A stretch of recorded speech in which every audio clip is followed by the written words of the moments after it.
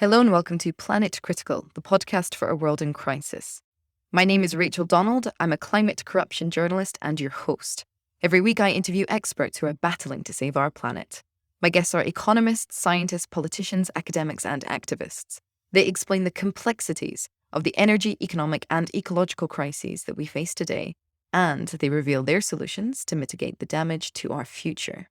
This is a critical time for our planet.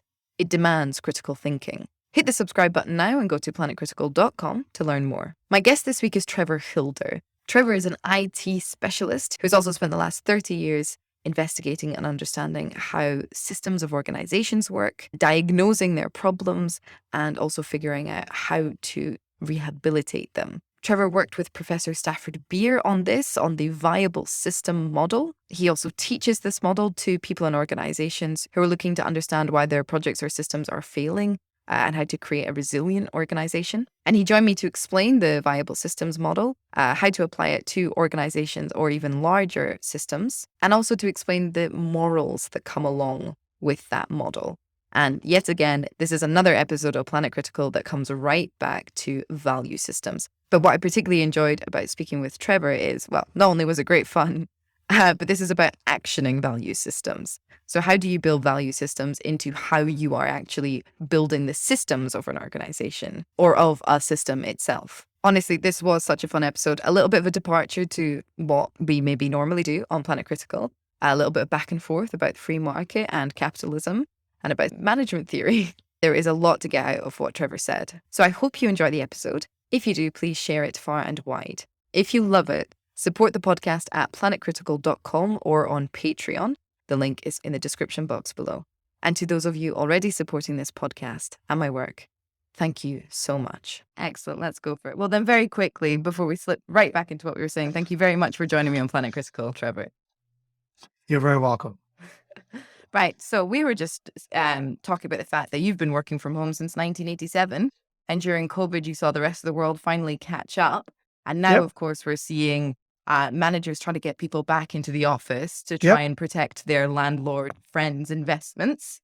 And you say that it's a failure of understanding management. Can you So fundamentally, if you really think about what management should be, it is supposed to be a service to the people who do the real work.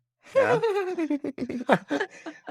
because basically, when people come to work, the people who are delivering the stuff that counts, the stuff that people care about, don't have the bigger picture of the cohesion of how this connects with everything else. Yeah. And, and management should be the service for creating the cohesiveness of the organization to achieve the bigger picture of what the organization is there for, to serve the clients. Right? And therefore, good managers get this, and they understand that what they have to do is to provide the resources so that the real work can get done. And it is therefore a service to the people who do the work. Because if the people do the work, don't do the work, there is no organization. It does not exist. You know, if I walk into a coffee bar, I don't care about the fact that there's a kind of supervisor lurking somewhere in the background, making sure that that's not what I think about. I think about the fact that there's somebody there to serve me and that they have at their fingertips everything it takes to serve. And it's the manager's job to do that. But managers a lot of them don't understand this. They think that they are there to push people around and boss them about and tell them what to do. But there's a fundamental lack of understanding of the nature of good management. But the thing is that workers are now seen as replaceable in sort of, the gig economy, especially that we have, which enforces a certain level of precarity, which means that a manager doesn't really have to care about its people, doesn't have to serve its workers, because if one of them starts speaking up or if they want to unionize, for example, we're seeing a lot of that in the States, they just get kicked out. Well, yeah, but of course that doesn't really work. It's self-defeating. Is it? Yeah. I mean, Put we're it seeing this way, corporations rake in. it's self-defeating if the people running the organization remember what the purpose of the organization is, right? Mm-hmm. So there's a rather wonderful statement, a little slogan that Professor Stafford Beer, who's my mentor in management and cybernetics, he came up with this really interesting aphorism, which is the purpose of a system is what it does. Right?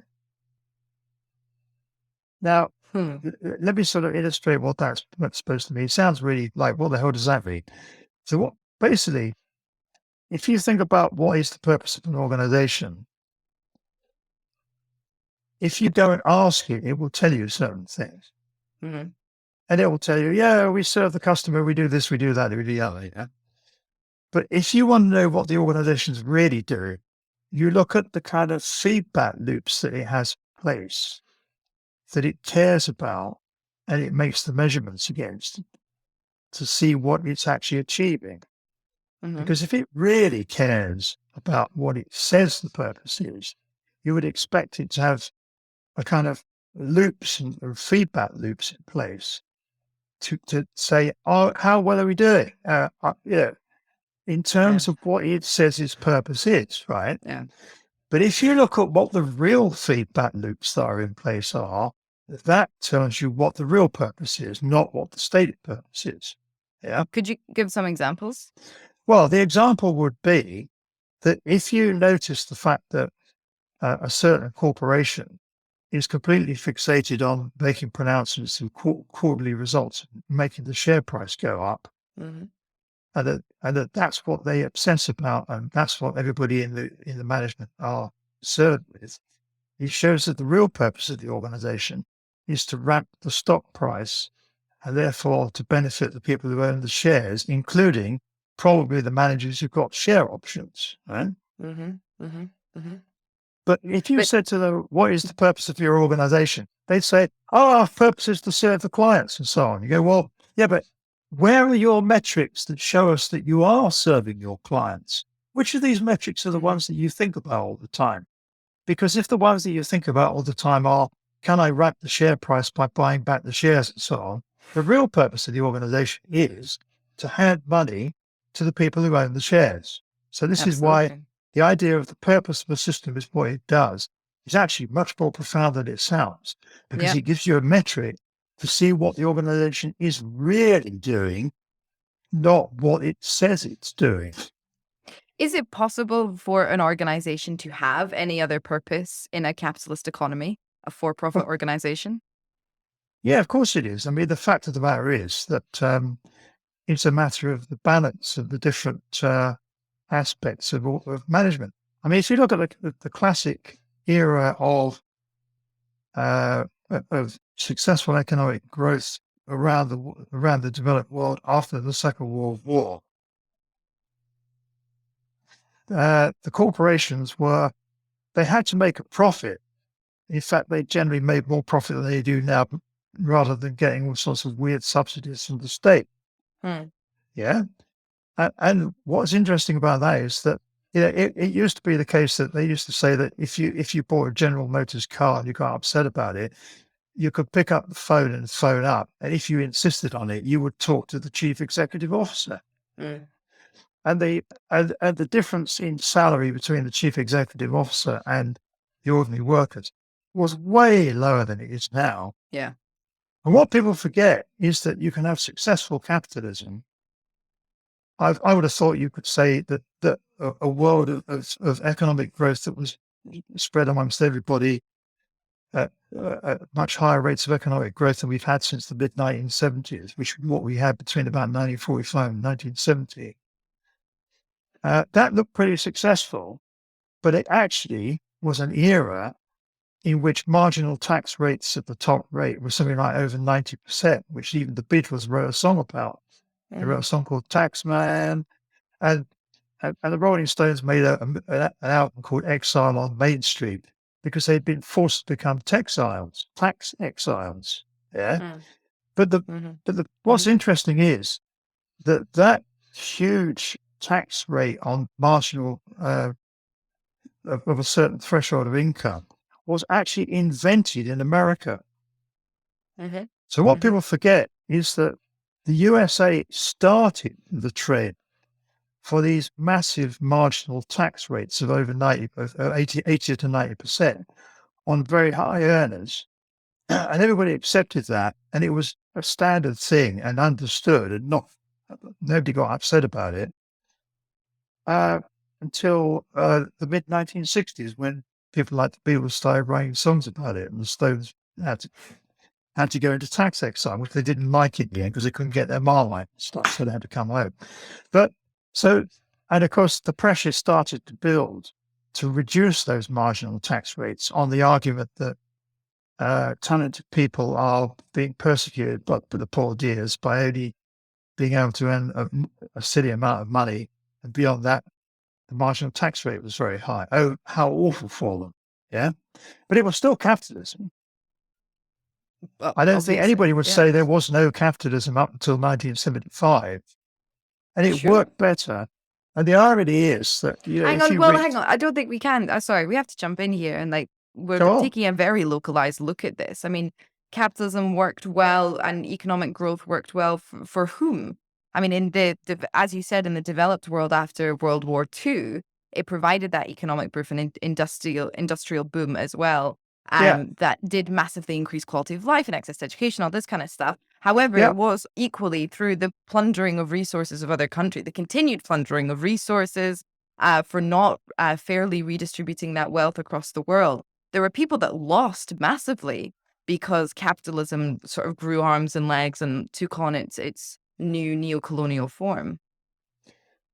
I think the assumption that other people were losing massively, I think the evidence is that they didn't get the benefits of that growth, but it is not necessarily the case that they were getting poorer. They weren't getting as much wealthier at the same rate as people in developed countries. They were not getting poorer. That is a bit of a kind they are. For indigenous peoples, for example, in countries across the world that were losing their natural homes, such as their rainforests, because companies were coming in and deforesting and exporting those logs into a globalized capitalist economy. They were getting poorer. They are still getting poorer today. I think it depends how you measure poverty or wealth. It's certainly the case that their culture was massively assaulted, but their culture has been under massive assault for about 500 years. To a large extent, not necessarily conscious assault. So, for example, if you look at the experience of the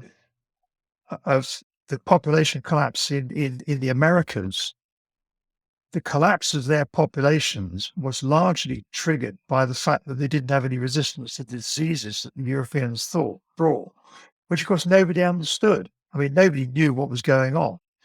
So if you were a traditional shaman or something in say the Amazon, this did actually happen.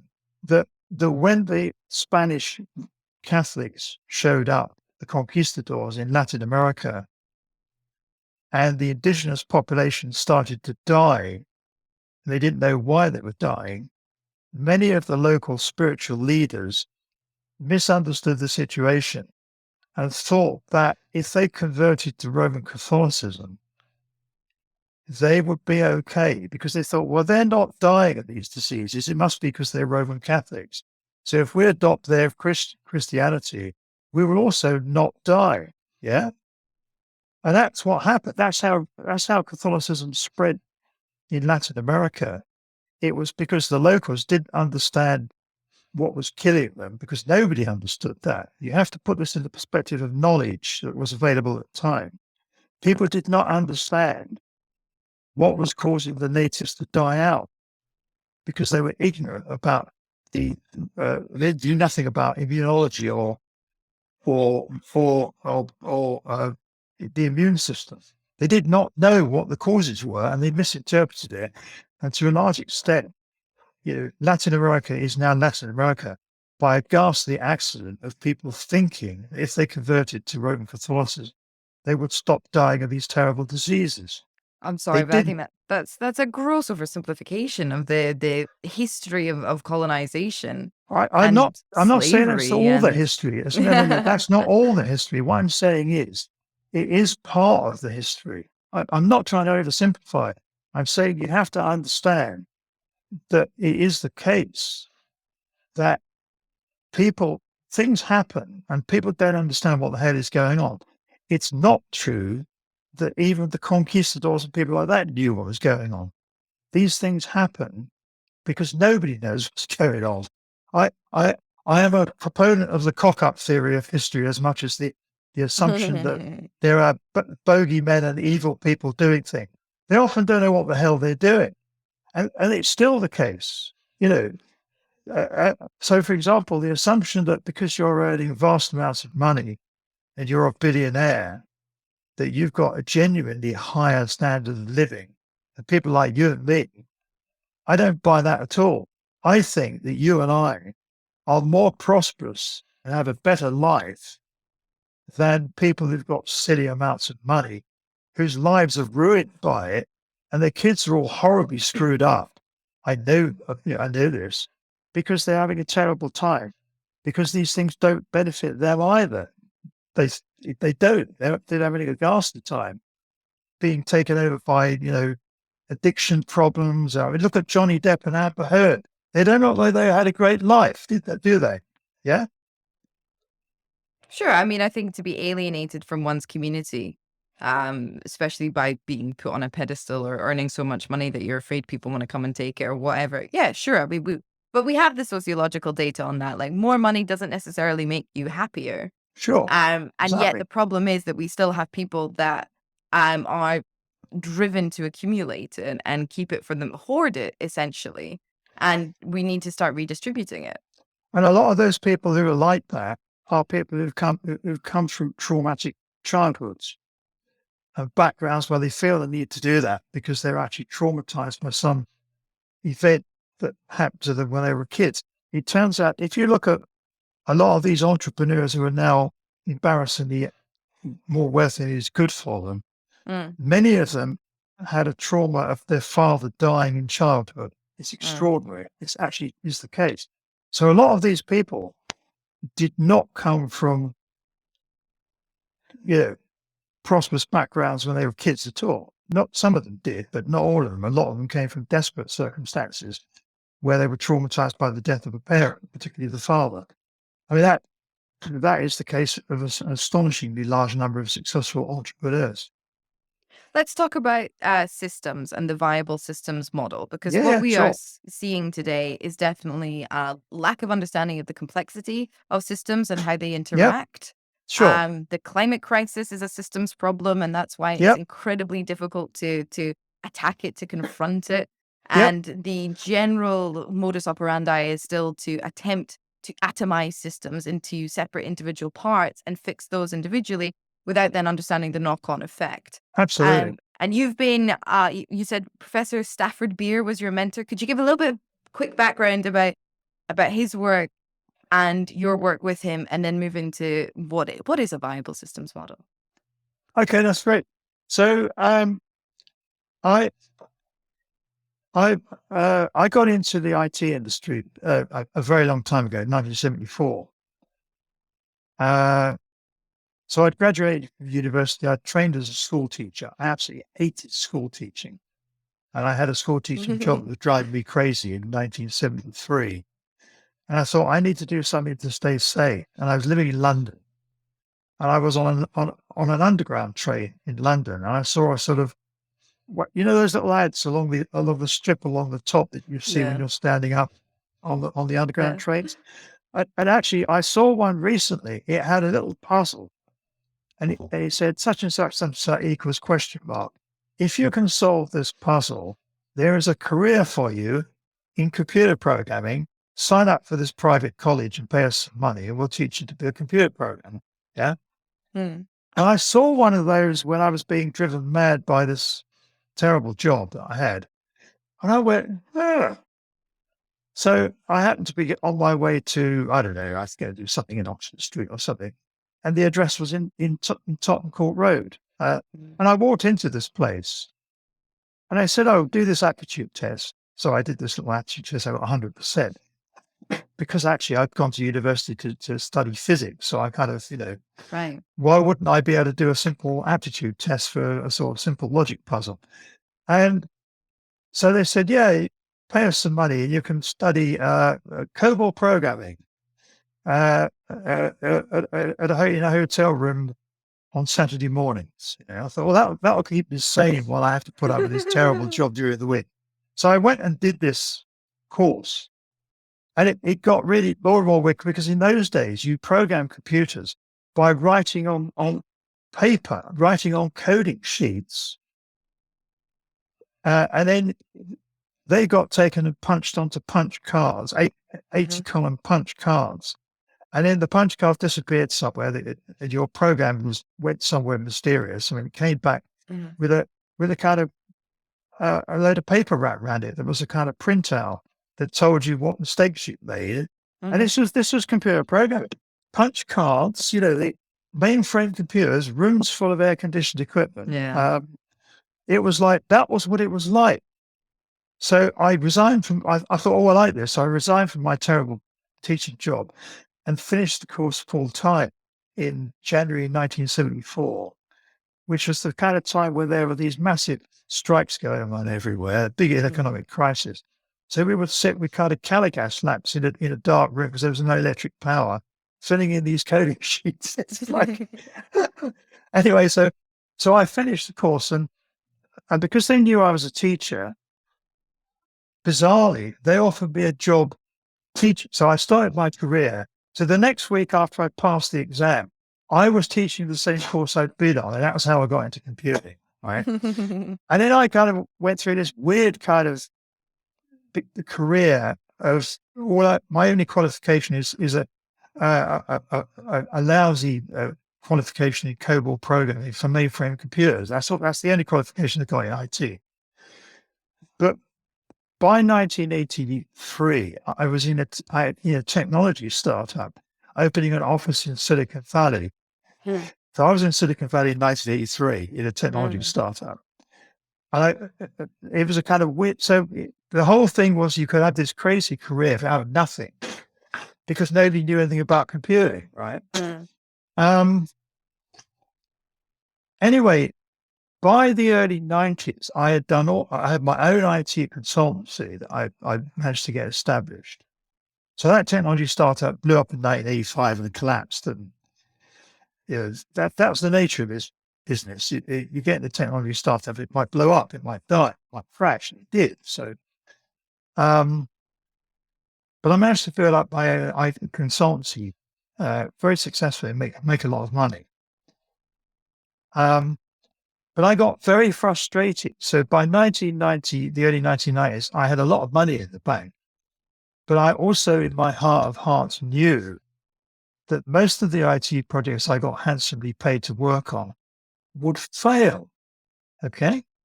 They were failing. And I was getting very embarrassed at being paid lots and lots of money for projects that don't work. It's like, this is awful. Somebody must know something about how to stop these things failing. And I realized that the failure was not anything to do with the technology.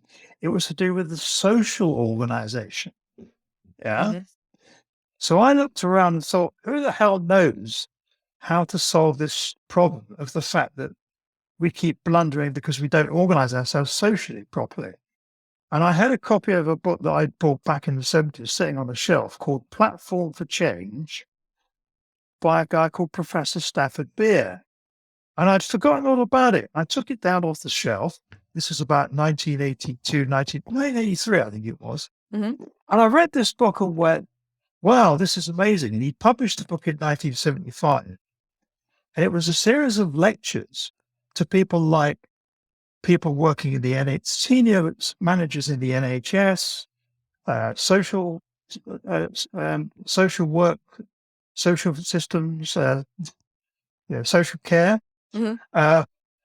chief constables of police forces all over the UK. And I thought, this is amazing stuff. I mean, this is really powerful stuff. And he'd done the lectures in the early 1970s. right? And he was sort of saying things to the NHS. Why have we got a National Health Service and a social service? Shouldn't they all be part of an integrated care service? Why are you've got these separate organisations? That doesn't make any sense. I thought, whoa, So I made a few inquiries and found out he was still alive because I knew nothing about the guy. I didn't know what he looked like. I just read, so I started to read his other books. I thought, these are amazing. And I tried to track him down for his publishers, and they were so incompetent that they lost the letter that I wrote to them. And it took about a year. And suddenly I got a letter back from this guy, beautifully handwritten in a beautiful fountain pen. Oh, I'm sorry it's taken you so long to contact me. You shouldn't have gone through Widies. They are absolutely hopeless. You should have looked in Who's Who. I go, oh, really? Oh, yeah, of course. Why wouldn't I look in Who's Who to find out who Professor Stafford Beer is, So eventually we met in 1994, and he was this kind of guru-like figure with a big beard and sort of teaching tantric yoga and all sorts of weird stuff. And I eventually found out that he had been a kind of captain of industry, smoking a big fat cigar and wearing a three-piece suit, driving a Rolls Royce, and living in a mansion in Surrey with a big family. And then he'd suddenly renounced everything. And when I met him, he was living in a funny little shack, a little cottage in a disused quarry in the middle of Wales, meditating with sort of Sanskrit things on. I thought, well, this is all very, very odd, And he put me in touch with the network bit. And I learned this guy was amazing. He was actually an extraordinary character. So I learned this stuff from him. And I didn't really, the first time I got a chance to reply, it was 1996 when I suddenly got asked to do the IT. Do you know about the spa stores, little spa shops? Spa, Spa convenience store. Yeah. Well, the spa convenience stores, they are actually, in terms of number of outlets, the biggest retail distribution chain on the planet. Yeah. Right. Okay. Are they only in the UK? No, they're all over the planet. They're everywhere. Right. Okay. Yeah. They started in the Netherlands in the Great Depression. And they're kind of cooperatively organized because it was the only way to stay in business in the Netherlands in the Great Depression. And then the model has spread all over the planet. It's really an interesting business model because it's quite cooperative in the way it's structured. So I got asked to form an IT team because their IT systems in the UK, they were turning over £2 billion a year in 1996. Like, they were not a small outfit. Wow. And they had 2,500 stores in the UK. And their IT systems were a disaster. They had 24 separate IT systems. And the head office in Middlesex, you could fall over a cable and it would knock out the whole of the building and everything would stop. It was chaos. And I got asked to head up an IT team to turn this thing around and rescue the business because everything was falling apart. And I thought, a chance to apply this stuff. Let's see whether this really works. And it was based on applying what is known as the viable system model, which is a model that says these are the functions that have to be operating to make any system viable, whether it be a mouse running around your kitchen, if you're unlucky, or it be an amoeba in its environment, or it be you sitting in your room listening to me sitting in my room. It's what are the laws that make a system viable in its environment? How does that work? And it turns out, so Stafford Beer uncovered these laws by inventing what he called management cybernetics, starting right back in the 1960s. And he'd done those. When you say law, do you mean that these are like universal laws in the same way you talked about universal laws of law. physics? It's like the laws of physics. So in actual fact, I don't know why everybody doesn't know about this stuff, because basically it turns out there are a set of laws that are like Newton's laws of physics for how organizations work and what they need to do to be viable. And I don't know why everybody doesn't know it, because I have a course I do to teach this in a day. Okay. And I've taught this in India. I've taught it online to people in the Czech Republic and Chicago, and Sure. And this stuff works. I mean, the upshot of it is that starting from nothing, we wrote a completely integrated, what is known as enterprise resource planning, or ERP, system for the Spar supermarket chain from scratch without any packaged software. And we managed to do it in 3 years with a technology team of 5 people. Okay. So only 5 techies and a guy in the head office who was the kind of interim manager guy that looked after the budgets and things. So with a team of 5 people for a £2 billion a year turnover enterprise, we created a completely integrated management system in only 3 years using 5 staff. And we didn't tell the people in Spa because they wouldn't have believed it, but we were all working from home. And we did this between 1996 and 1999, yeah, with only 5 staff. Yeah. Okay. And we got an IT lecturer at Warwick Business School, a guy called Peter Kowalik, who is now Professor Peter Kowalik, a visiting professor at Manchester Business School, and also teaches at Loughborough University. I knew him, and he asked to come and do some investigation of how we were doing our IT as part of finding best practice for how to do IT in the UK. And he nearly fell off his chair when he saw it, because we said, can you do a benchmark to show that how does this compare with other people in retailing throughout Europe? And the nearest project he could find, it had 74 staff on it. It was implementing a thing called SAP, which is a pre-written package, German software package. And SAP is one of the biggest companies in the world, even now. And it had taken 74 people 5 years to achieve less than we achieved with 5 people in the 2 years up to the point where he came and looked at the project, right? So, hey guys, this stuff works. So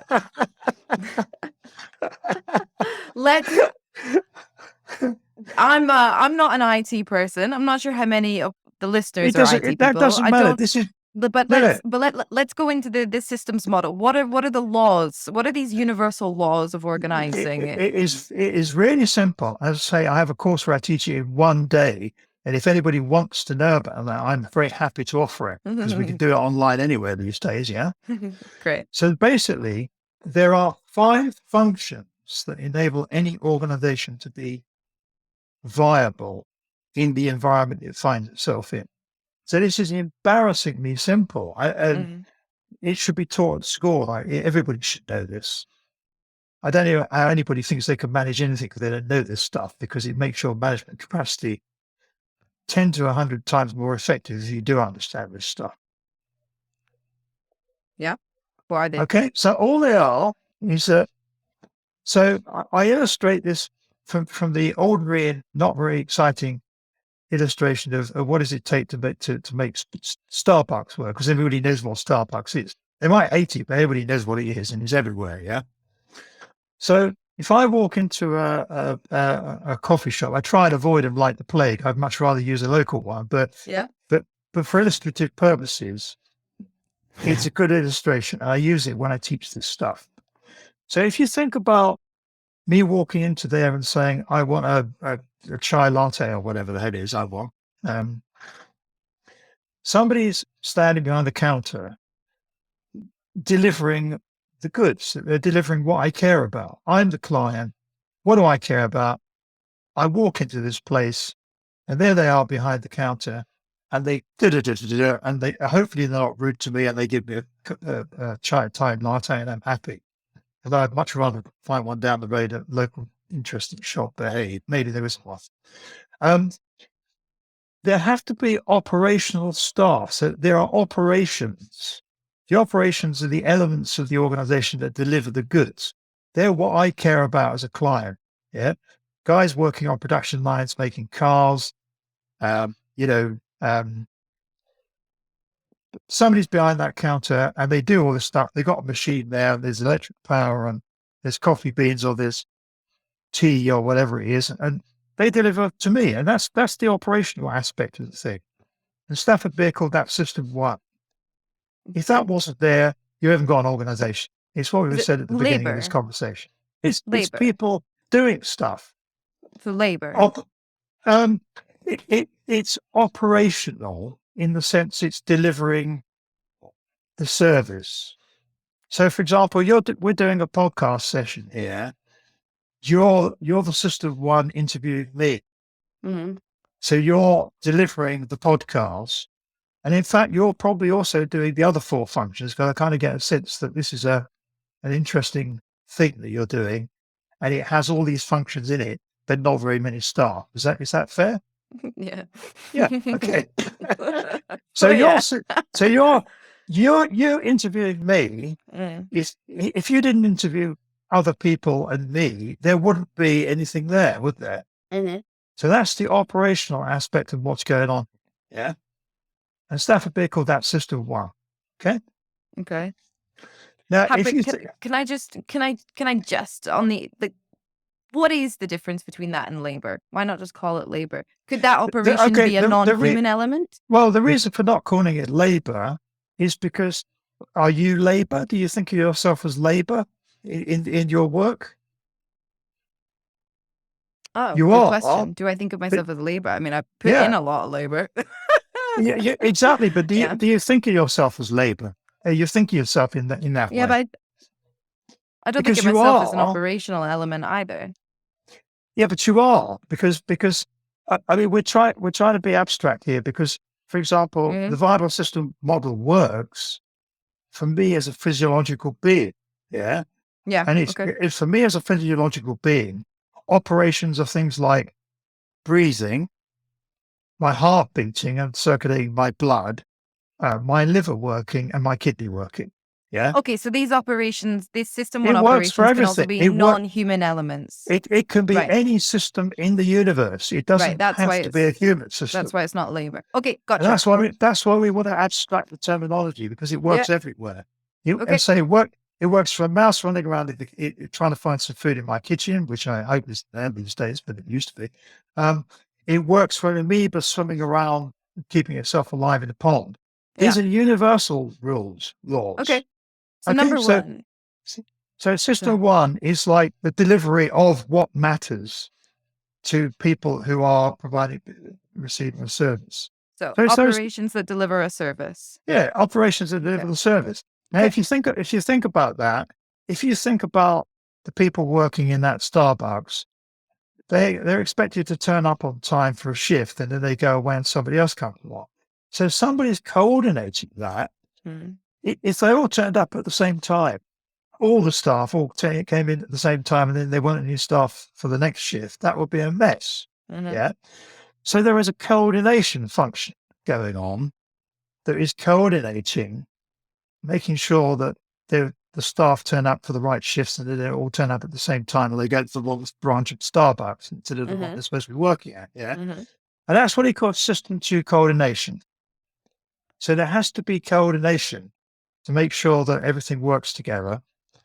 And for example, if we're thinking about, say, the way a school works, the classic coordination function will be the school timetable that makes sure that the classes don't all turn up at the same classroom at the same time. The teacher is there, and he knows what subject he's teaching, and the kids know which books to bring. And so it's like a production plan in a factory. It's like a timetable in there. And it's the schedule that is of the shift schedule for a Starbucks place. Yeah. So there's coordination. Yeah. Can I ask a question? A physics question. Isn't the second law of thermodynamics that the world tends towards chaos? Yeah. Sure. So how would that then apply? Like this System 2 of coordination, how would that then apply to a universe that tends towards chaos? That's a great question. And Stafford Beer had very insightful ideas about how life outwits the second law of thermodynamics. How do we do that? So these functions, these 5 functions, are the answer to your question. Right. If all the 5 functions are there, we're alive and we're outwitting the second law of that's making everything more disorderly and entropy. Yeah. Mm-hmm. It's like a kind of dance that we perform. And these are the 5 functions that have to be danced to outwit that second law of thermodynamics. So when we finish, you'll see that, I think. Okay. All right. So there's stuff that delivers the goods. Mm-hmm. Yeah, it's the workers, it's the people who do the craft work.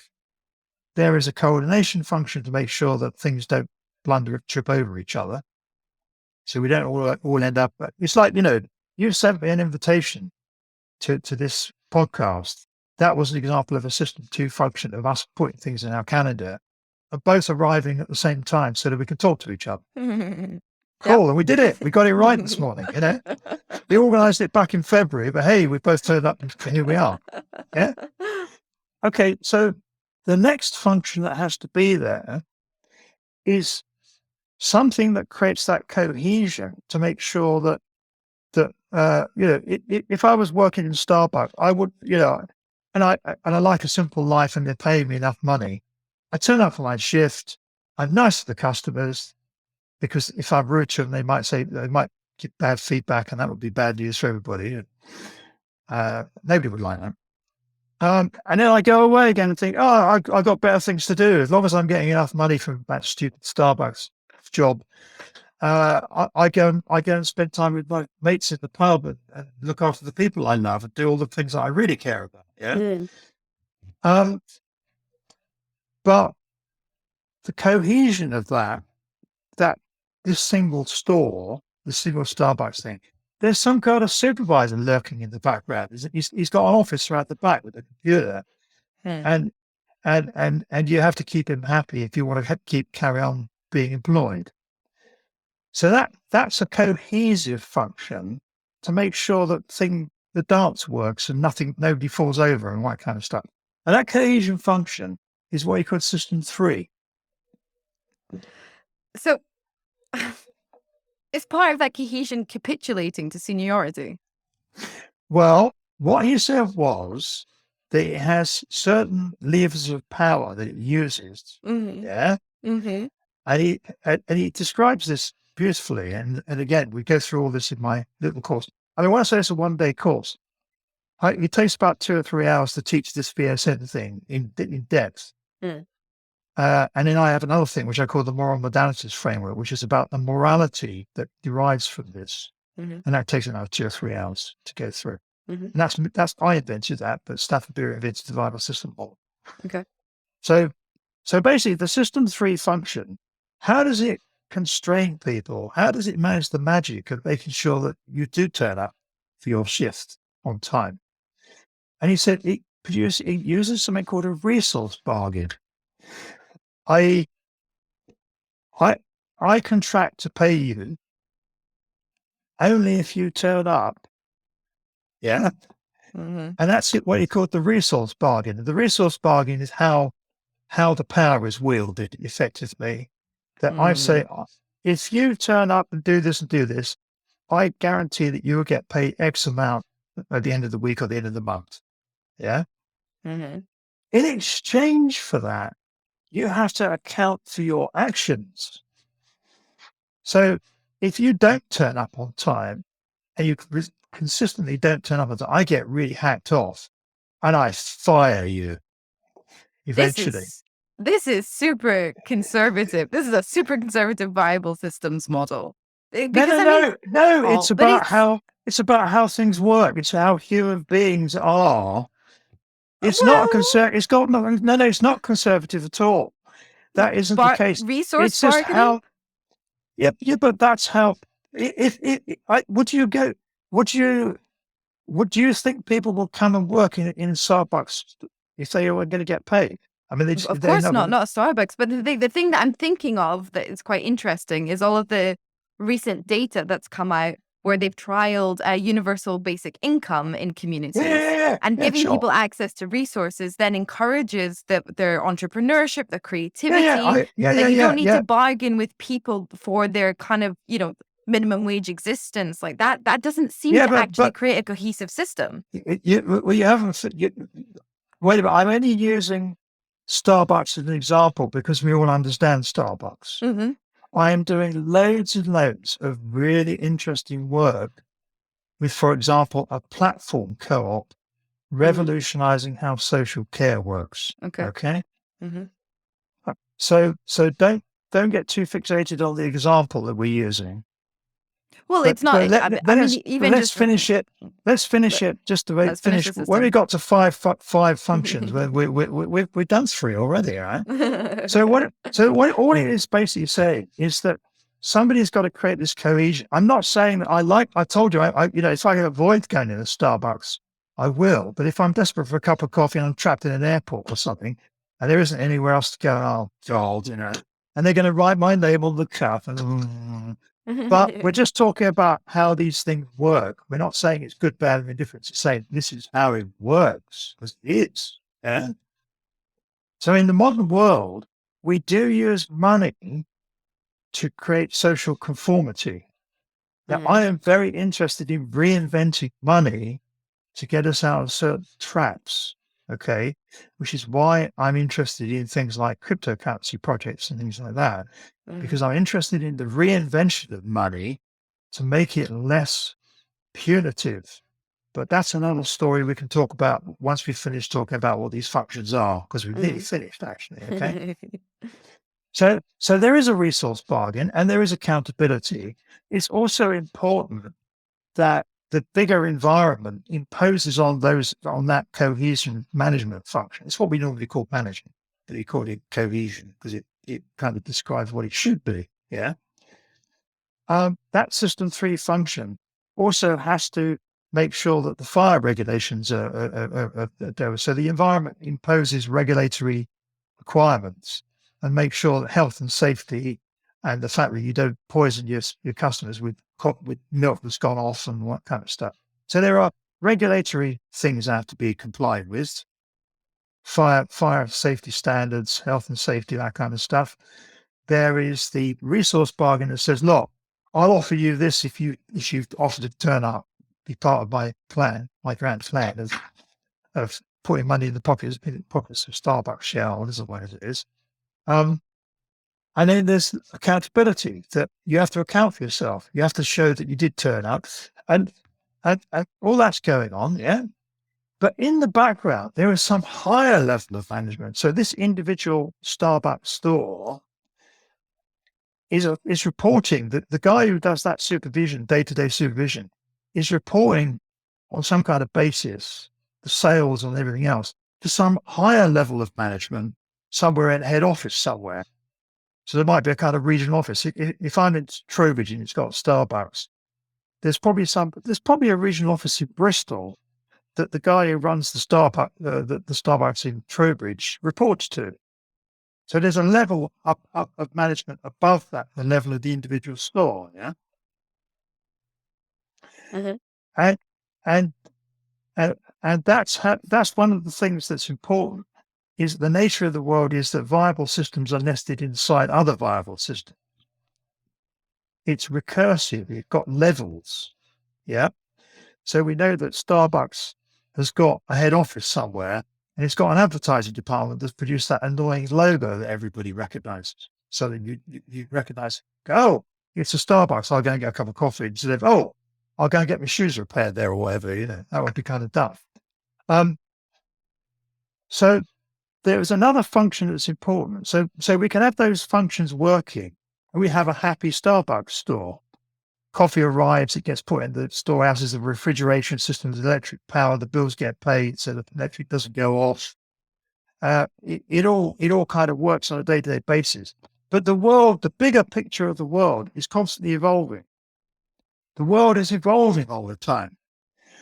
And that means that if you had all that stuff running, but suddenly people go, oh, I can't drink dairy milk. I demand that my coffee has got oat milk in it. Well, that didn't used to exist.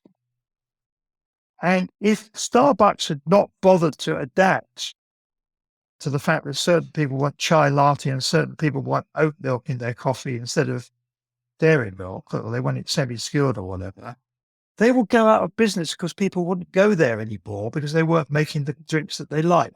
Yeah. Mm-hmm. So in order for it to be viable as an organization, it has to be able to evolve in response to changes in its environment. And that's And number 4.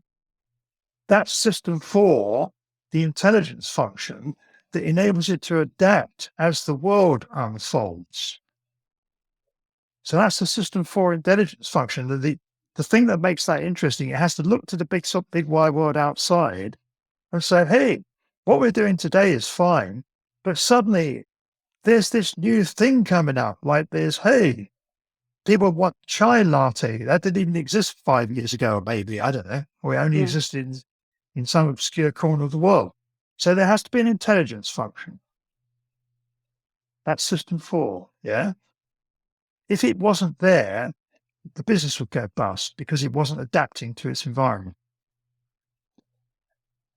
And then finally, the only other function that has to be there is what was called System 5, which is the function that is about the identity of the organization and what its policies are and what makes it different to any other organization in the world. Mm-hmm. So it's about identity. It's about who are we? What is acceptable as the value system that makes us who we are? And preserving that integrity, that's where the buck stops. That's kind of like, President Truman of the USA had a sign on it that saying the buck stops here, which means he's ultimately responsible for anything to do with the USA. I know Donald Trump believed that, but that's because he didn't know what the job was. That's an example of purpose of a system is why it does. They're forgetting that, he managed to become president, but without even bothering to find out what being president even means. Yeah. So that's why the USA is in a crisis, because it's lost the kind of sense of what's the purpose. Yeah. So the System 5 function is about what is the purpose? What is our identity? What makes us different to anybody else? And those are the 5 functions. It's really, really simple. Yeah. But as we said, it's also recursive because all organizations are nested inside other ones. So at one level, the System 1 operational stuff, if you looked inside that, it is a self-viable system at the next level down. So the world is full of recursion and it's full of newly emergent systems that weren't there before. And the evolution of the world shows that new viable systems at a new higher level of sophistication emerge constantly. So, we didn't have the internet in 1995, 1996, when I was doing that project. The internet has emerged as an emergent system and a viable system that is now across the whole world, enabling us to talk to each other and do this. Yeah? Does that all make sense? Yeah, it does. I think I find it interesting that you use the Starbucks example because Starbucks, from what I've read about management theory, Starbucks is one of the few companies in the world that is using this new model that I'm not going to be able to remember the name of. But essentially it's like teal management theory. Yeah. Ken Wilber's integrated what was integrated it? management, Something. teal and red and white. Yeah, and yellow and all this stuff. Yeah. So is that spiral dynamics that they're Spiral using? dynamics. That's what it is. Spiral dynamics. Yeah. So, and I find that really, really interesting because to anybody that hasn't heard of it, what that system does essentially is when they're hiring people, it's not for a specific role. They're looking for a certain skill set. And then they hire folk who have the most adequate skill set for what they are already missing in the team. And then leadership will change within a group and different people will work together. And there's not these siloed departments. It's like somebody from accounting will work with somebody in the creative department to get a job done. So it's all goal oriented. And during a project, different people will take over at different times, depending on who is most knowledgeable about. And that to me seems like a very, very dynamic system. Yeah. And very much kind of how we need to move forward, Well, politically and with yeah, organizations. but what a shame that all it is a chain of coffee shops. I mean, why get so excited about something so utterly trivial? I mean, like, couldn't this be applied to something more useful than just a bunch of annoying coffee shops that are taking business away from the local coffee shop? I mean, big deal. But how interesting still nonetheless. It's Southwest Airlines is another company that uses this as well. Yeah. I was really shocked to see, and I wonder what the value system is of their upper management, that they would kind of go to those lengths to update and evolve. Well, the point about this is, see, that if you look at the history of big corporations, I mean, if you think about the US, I mean, the US corporation, I'm a history buff. I find history super interesting. And one of the things I learned, somewhat to my surprise quite recently, from a brilliant documentary by a guy called Ken Burns. I don't know if you've come across Ken Burns. I haven't. Ken Burns is a brilliant documentary maker, American documentary maker. He's so brilliant. He even invented a particular way of doing a shot called the Burn. I think they call it the Burns shot, the Burns thing. It's a way of using static images and moving around inside them. He invented that as a technique to make a documentary interesting. The guy's brilliant. In fact, I recently watched this documentary about the history of Benjamin Franklin, and it was a masterpiece. So interesting. But he did a great documentary series about the Civil War, the American Civil War. One of the things that I found super interesting about it was I had not realized until I saw that documentary, and he did mention this, that it was the US, the North fighting the Civil War that actually invented the military-industrial complex. Oh, really? So if you look at the way that the North won the Civil War, it's instantly recognizable as being the military-industrial complex that's now spread across the whole planet. It started in the 1860s as a method of winning the Civil War, and now it's like spread like a rash across the planet. So these things unfold over very long periods of time, and that's also the beginning of the U.S. corporation, because the U.S. corporation, how it works, it did come out of that military-industrial complex. Well, let's touch on that quickly, because obviously our systems are malfunctioning, and corporations are, whatever their purpose is, it is not working for the wider world, and it's put the entire planet in danger. Sure. What happened, and how do we solve that? The answer to that is, a lot of that is to do with people not understanding how to keep the organization aligned with the stated purpose. But what if the stated purpose is only a PR trick and actually the real purpose? That's the point I'm making. That thing about the purpose of a system is what it does. It's very important. So what it basically is, that it's the problem you get is that human beings, and this applies to all human systems. It also applies to the history of religions, for example. How they go from an inspiring, profound thing based on deep personal experience and turn into these ghastly power structures. It's the same story. So basically, human end organizations are prone to go from being inspiring, driven by a higher purpose, to becoming a power system, usually overseen by a load of old blokes. Yeah, we get co-opted. Like old blokes like me, boring old white blokes, but they're not always white. It equally applies to ghastly power freaks throwing their weight around. It doesn't matter what color their skin is. It happens all over the planet, obviously. So that the idea that some special quality of white people, of Europeans, is ridiculous. Because if you look at the real history of the world since the dawn of civilization, it's mostly dominated by arrogant aristocrats who spend most of their time fighting wars against each other. Yeah. Which we hopefully can get away with. I know that Vladimir Putin loves it, and he's reproducing the same pattern, but we'd rather get away with that than that if we could. But the problem So this is why I teach this moral modalities stuff, because it's about the moral dimension of this stuff. So I don't. We probably not got time to go into that at this point, maybe, but it's a 5-dimensional moral philosophy that works on the same principles of the viable functions that exist.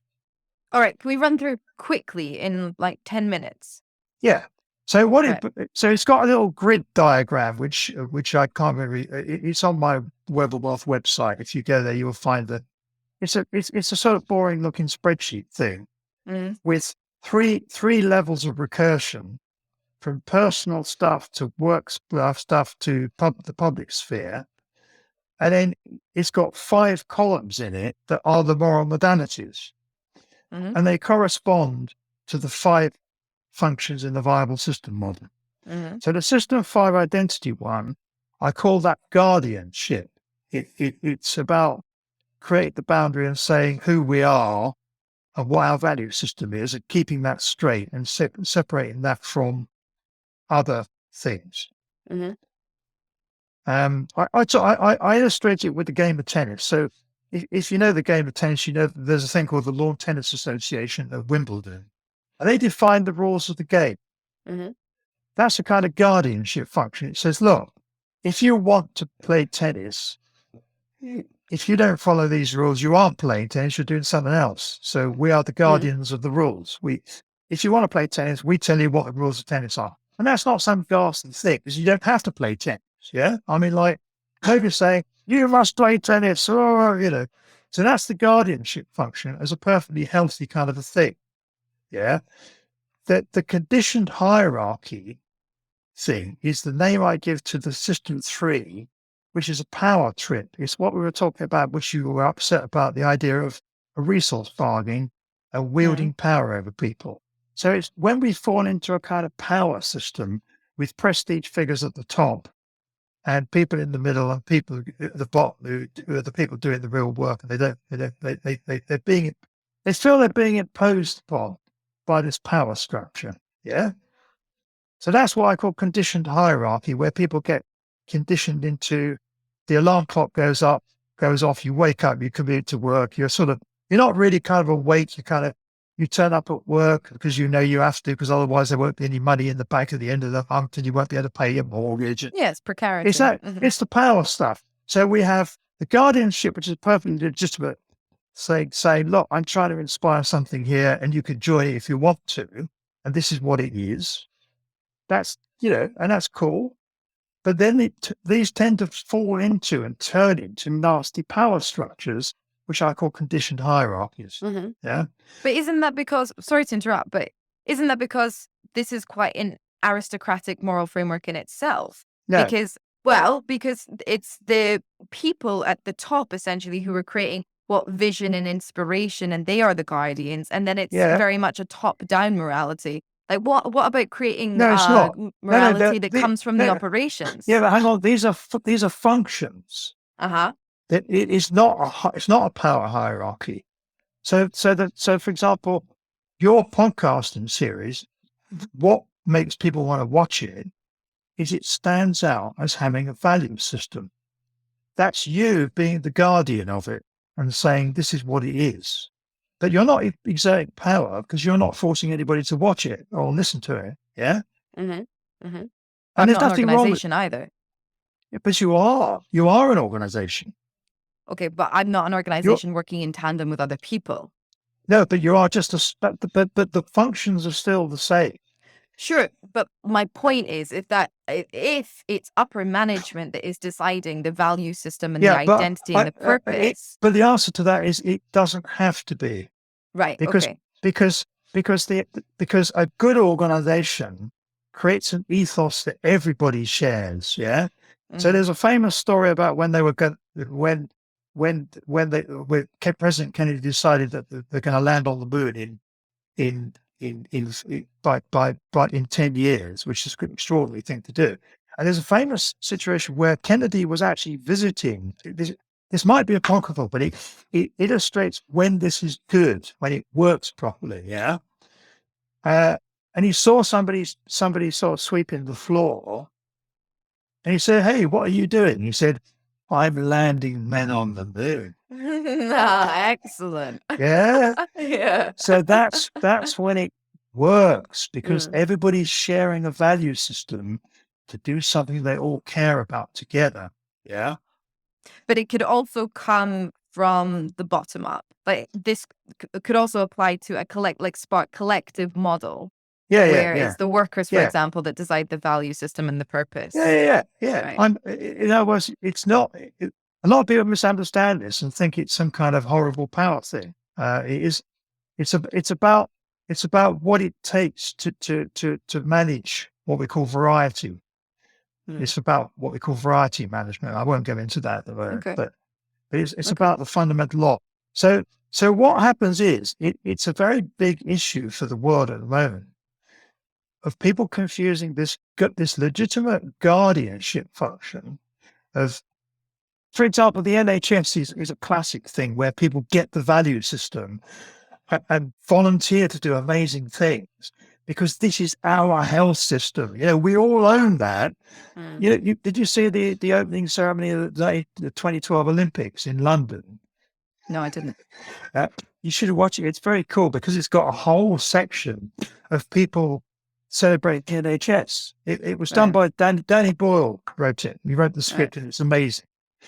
Because it's about what is Britain about, and it's got this thing in it with people dancing around the NHS beds. It's completely bonkers, but hey, but the NHS is an example of something that's got a value system that we all care about, that we feel is ours, that we celebrate that. That's good guardianship, where we all share that value system. Yeah, and that is not a power system. But in order to organize it, there has to be some kind of conditioned hierarchy thing to run it, to make it work on the ground, to create that cohesion, so the volunteers are not all doing stupid things that don't coordinate properly and stuff like that. I would also assume that that conditioned hierarchy would be useful when coming up against the attacks of sort of monolithic power structures, such as Tory governments. Correct. Or for example, the Ukrainians facing the invasion of the Russians. And when that happens, you have to have some kind of conditioned hierarchy of discipline and what have you. Otherwise, nobody would know how to defend themselves. It has to be structured in a manner which has got a power element to it. You have to accept that if you're in the army and you need to base some orders, otherwise nothing's going to work. There's quite a lot of a guerrilla type kind of aspect to the Ukrainians at the moment, which is fantastic. But there has to be a conditioned hierarchy with the resources being delivered. Those guys need ammunition to fend off those attacks. People, they need food. It has to come from somewhere, and there has to be a resource bargain to deliver it. Where these things go wrong is when these things aren't kept in proper balance. Okay. Yeah. So the exchange modality is this system 2 stuff, which is really about kind of like bargaining without a power aspect. You've got something I like, I got something you like. Let's do a deal. This is where people. It's free market economics, which is much rarer than it pretends to be. It should be there, but it is. But hey, that's another story.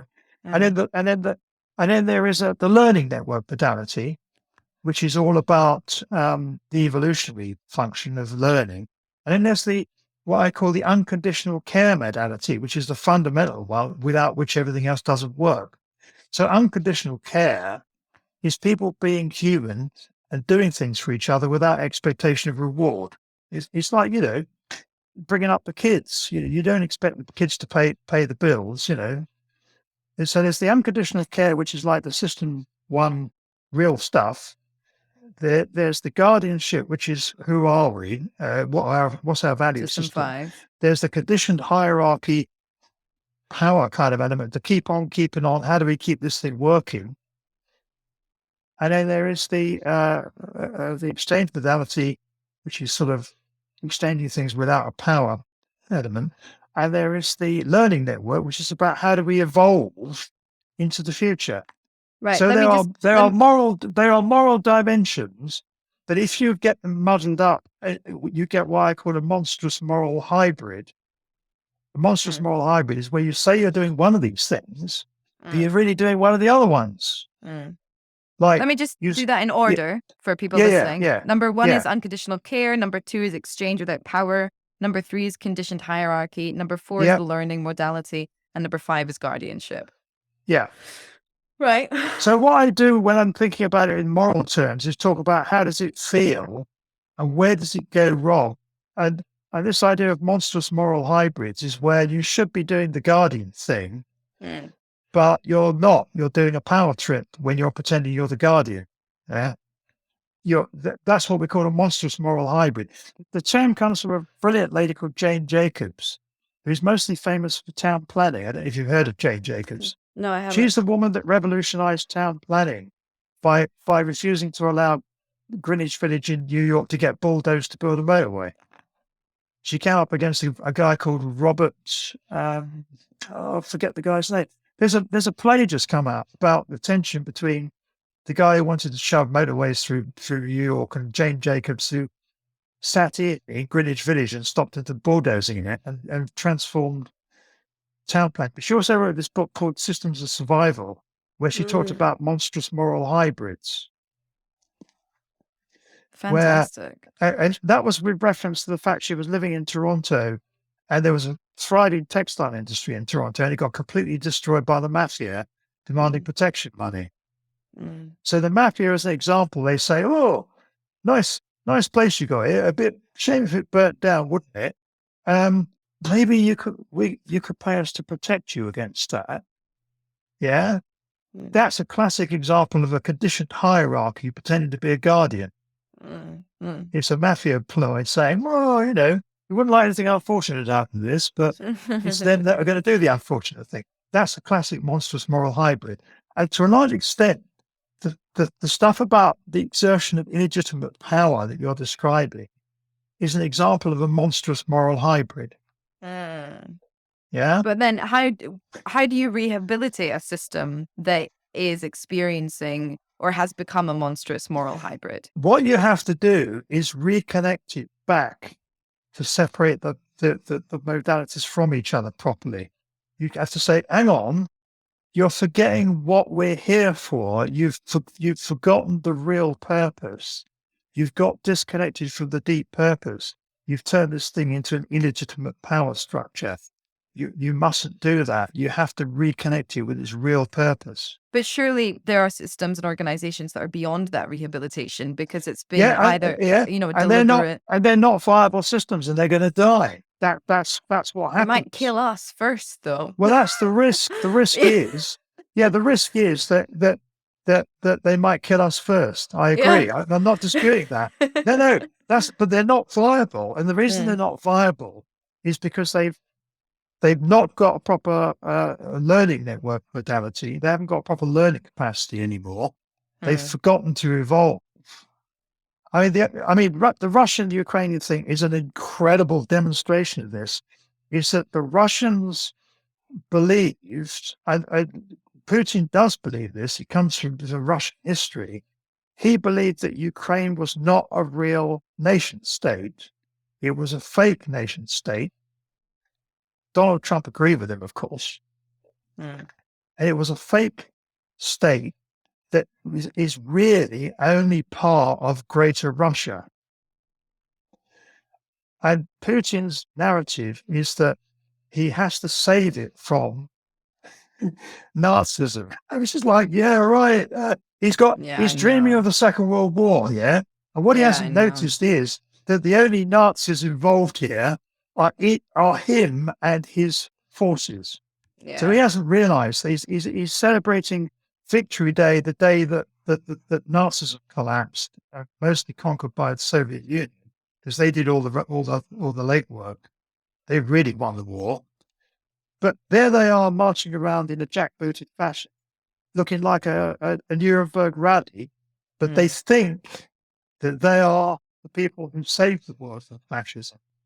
They haven't noticed that they are fascism.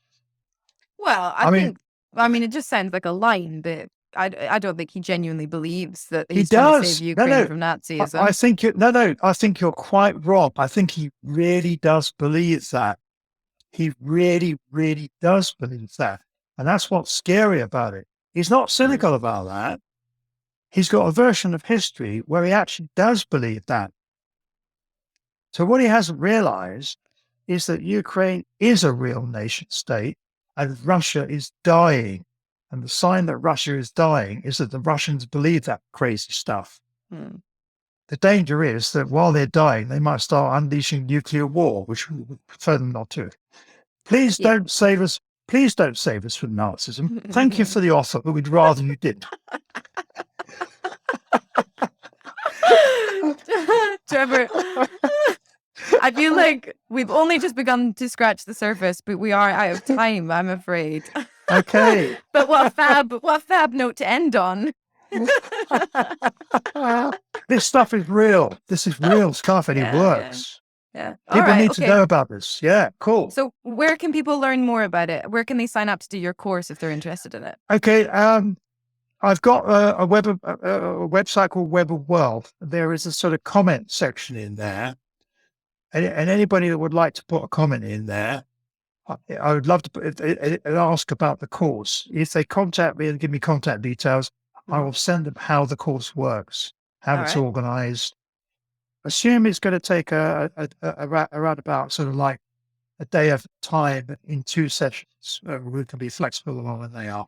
And what I do is I only teach the course to small groups of people who are working together. Right. Because that makes it special. It makes it for them. It's not for everybody. I'm not interested in teaching people who don't want to know. I only do this for people who want to work on this, do real work. Okay?